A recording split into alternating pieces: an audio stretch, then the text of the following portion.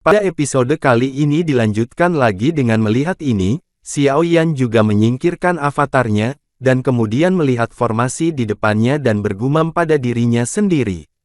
Tapi itu sangat bagus, itu hanya sedikit energi mental. Xiao Yan bertepuk tangan, dan sementara dia kagum, dia sedikit menyesal. Jika kekuatan mentalnya seperti kekuatan jiwa, jika dia lebih tirani, mungkin dia akan bisa terbang di langit seperti pembangkit tenaga listrik legendaris itu, membunuh mereka dalam sekejap jutaan musuh. Sekarang, saya khawatir tidak banyak prasasti inti yang diringkas, dan kekuatan spiritual mereka akan habis. Singkirkan gulungan putih, ini jelas bukan barang sekali pakai, bisa digunakan terus-menerus, dan juga barang berharga. Lalu Xiao Yan mengamati segel kehidupan di Istana Segel Kehidupan saat ini, ditangguhkan di Istana Niwan, tetapi jimat ini terlihat terlalu kabur dan suram, jelas masih sedikit tidak nyaman ketika terkandung dalam tubuh Xiao Yan sekarang, dan itu hanya seperempat, jadi masih kebutuhan penempaan jangka panjang Xiao Yan yang dapat dianggap sebagai pemadatan lengkap dari simbol kehidupan. Xiao Yan tidak bisa menahan senyum ketika dia melihat segel kehidupan di Istana Niwan. Mulai sekarang, dia juga bisa dianggap sebagai master formasi pertempuran resmi, tapi jelas dia tidak peduli dengan armor atau senjata terukir, dia tidak terlalu tertarik, tetapi dia sangat memperhatikan efek magis dari kekuatan mental. Benda ini, seperti pemilik reruntuhan sebelumnya, mudah digunakan untuk menjebak orang dan membunuh orang. Dan jika Anda berkultivasi ke tingkat tinggi, Anda tidak akan lebih lemah dari beberapa orang kuat yang berkultivasi Doqi, dan melambai untuk membunuh hanyalah masalah pemikiran. Namun, dibandingkan dengan semangat juang yang sebenarnya, kekuatan mental dan kekuatan jiwa jelas lebih ilusif. Jika tidak ada bakat di bidang ini, saya khawatir akan sangat sulit untuk membuat kemajuan. Budidaya kekuatan spiritual, bakat, adalah yang paling penting. Itulah sebabnya sosok ilusi begitu tergerak ketika dia melihat bakat spiritual di tubuh Xiao Yan. Senior, bagaimana kamu mengolah kekuatan spiritual? Dan apakah ada jajaran prajurit kekuatan spiritual? Setelah memikirkannya, dia mengambil kembali kekuatan spiritual dan gulungan putihnya, dan bertanya dengan lembut. Kultivasi kekuatan spiritual terutama bergantung pada kemauan. Sebelum sosok kosong itu selesai berbicara, itu menghilang di gua ini. Xiao Yan juga membungkuk pada sosok yang menghilang, dan kemudian tampak tertekan. Jelas, sosok ilusi di depannya juga menggunakan kekuatan terakhir yang tersisa. Xiao Yan juga tertekan, meskipun prasasti kehidupan telah dipadatkan, dan pembentukan formasi juga telah dipelajari, tetapi belum lagi sistem hierarki kekuatan spiritual. Bagaimana dengan metode kultivasi kekuatan spiritual? Jika Anda tidak tahu bagaimana mengembangkan kekuatan spiritual Anda, bagaimana Anda dapat meningkatkan kekuatan spiritual Anda? Lupakan, mari kita ambil satu langkah pada satu waktu. Xiao Yan juga mengangkat kepalanya lagi. Bagaimanapun, sosok ilusi itu juga telah menghilang, jadi dia tidak punya pilihan.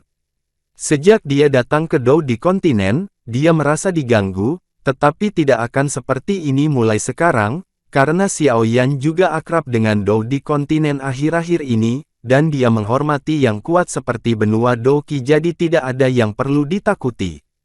Apakah ada cara untuk menumbuhkan kekuatan spiritual, di mana seharusnya ada? Raja Naga Emas juga membuka mulutnya dan berkata.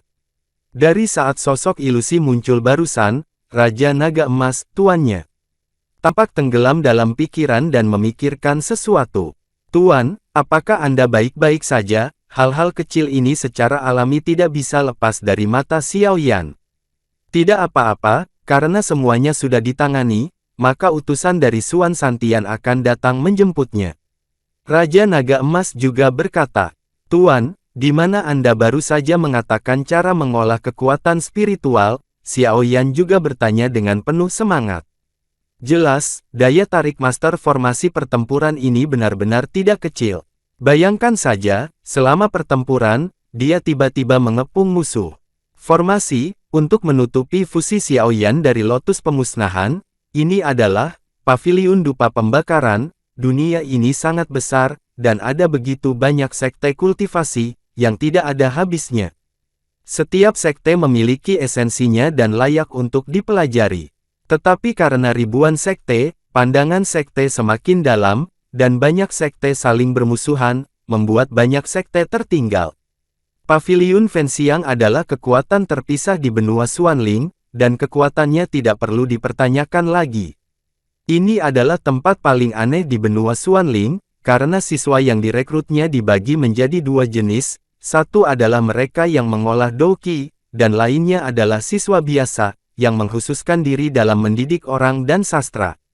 Sekte lain hanya menerima praktisi, itulah sebabnya Paviliun Fenxiang menempati urutan terakhir di benua Xuanling, tetapi ini adalah tempat paling populer. Dan di benua Doudi, senjata juga sangat penting.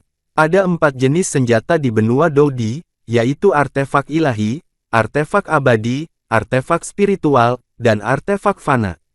Artefak biasa adalah yang paling umum, dan ada hanya beberapa artefak di seluruh dunia, dan itu adalah hal-hal yang tidak dapat dipenuhi. Untuk artefak abadi, mereka semua adalah senjata yang ditempa atau ditempa oleh beberapa pembangkit tenaga listrik tingkat abadi yang bertarung. Mereka sangat mendominasi dan sangat langka. Tidak banyak kamar. Dan apa yang disebut alat spiritual dibuat oleh Master Casting setelah menyempurnakan senjata menjadi alat fana, dan kemudian berlatih lebih lanjut. Ada banyak cara untuk memperbaiki senjata, dan ada 2 yang paling umum. Yang pertama digunakan oleh kebanyakan orang di dunia, metodenya adalah dengan menggunakan basis kultivasi sendiri untuk secara paksa menyuntikkan ki pertempuran basis kultivasi ke dalam senjata fana asli seseorang, dan setelah periode temper yang lama, kekuatannya akan sangat meningkat, dan kemudian akan menyeberang batas senjata fana dan menjadi senjata spiritual. Kekuatan alat spiritual metode kultivasi sangat ampuh, tetapi sayangnya terlalu memakan waktu dan kultivasi, tanpa kemauan yang kuat dan semangat juang yang kuat sebagai punggung, jelas tidak akan berhasil. Jadi ini juga mengapa banyak orang tidak mau bekerja keras untuk memperbaiki alat spiritual. Yang kedua adalah metode pemurnian senjata ajaib. Umumnya, itu adalah untuk secara paksa menambahkan jiwa hidup atau jiwa beberapa binatang ajaib ke alat fananya sendiri, untuk meningkatkan kekuatan alat fananya sendiri, sehingga mencapai kekuatan spiritual alat. Sangat disayangkan bahwa itu sangat kejam, dan dibenci oleh dunia Dakian. Orang-orang dari ras iblis paling menyukai metode ini, karena metode ini adalah yang tercepat dan paling hemat tenaga. Dan jauh lebih cepat daripada dunia Dakian mengolah alat spiritual. Melihat penguasa kuno dari api yang berbeda di tanganmu, saya pikir itu telah mencapai tingkat alat spiritual. Karena kita akan pergi ke Xuantian San, ada satu hal yang harus Anda ingat, yaitu, semua hal di dunia, selain manusia, ada makhluk spiritual lain yang mengembangkan diri mereka yang sebenarnya, berharap untuk berubah menjadi manusia. Tapi di mata manusia, mereka adalah alien, dan mereka hanya disebut manusia. Mereka adalah setan dan hantu. Makhluk gaib ini, seperti manusia, dibagi menjadi baik dan jahat. Tidak semua setan, hantu, dan hantu jahat, sama seperti tidak semua orang adalah orang baik. Jadi jangan dibantai oleh iblis dunia. Jika Anda tertipu oleh kata-kata, Anda harus membedakan sendiri yang baik dan yang jahat dari pihak lain, dan kemudian membuat keputusan. Yang paling jahat di dunia bukanlah roh-roh asing itu, tetapi manusia itu sendiri. Anda harus ingat kalimat ini. Xiao Yan dengan hati-hati menikmati kata-kata tuannya, Raja Naga Emas, dan berkata dengan sedikit tersenyum, "Jangan khawatir, aku tidak akan sama dengan orang-orang itu." Setelah berbicara, dia melihat sekeliling sedikit, dan sepertinya memiliki perasaan enggan. Xiao Yan sudah tahu apa yang dikatakan tuannya, Raja Naga Emas, bahwa ada banyak makhluk aneh di dunia 1000 besar yang juga bekerja keras untuk berkultivasi, dan akhirnya berkultivasi menjadi seperti roh api.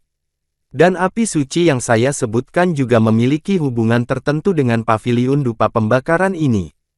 Jadi, kamu harus bergabung dengan paviliun dupa pembakaran. Raja Naga Emas berbicara perlahan seperti orang tua yang penuh kasih.